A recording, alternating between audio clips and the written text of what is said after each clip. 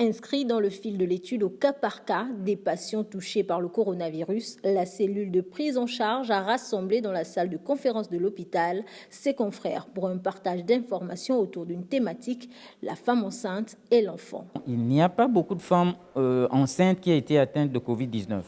Nous n'osons pas nous avancer en disant peut-être qu'il y a une protection liée à une production d'hormones maternelles, mais nous observons tout de même qu'il n'y a pas beaucoup de femmes enceintes. Nous avons une douzaine, c'est-à-dire à peu près 3% des patients que nous avons pris en charge ici au CHUL.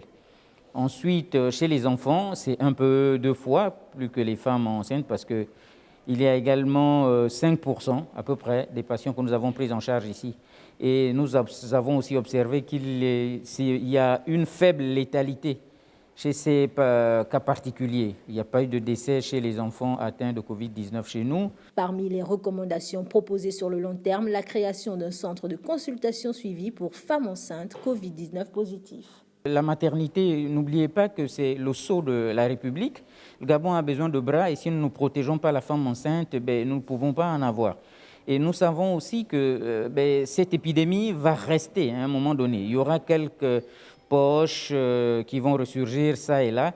Et donc, ce serait bien qu'on ait un regard bienveillant pour cette maman qui devrait mettre au monde de braves Gabonais de demain. Le centre hospitalier et universitaire de Libreville, qui fait partie des centres agréés pour le traitement des patients Covid, a accueilli depuis l'avènement de la pandémie dans le pays près de 26 enfants testés positifs.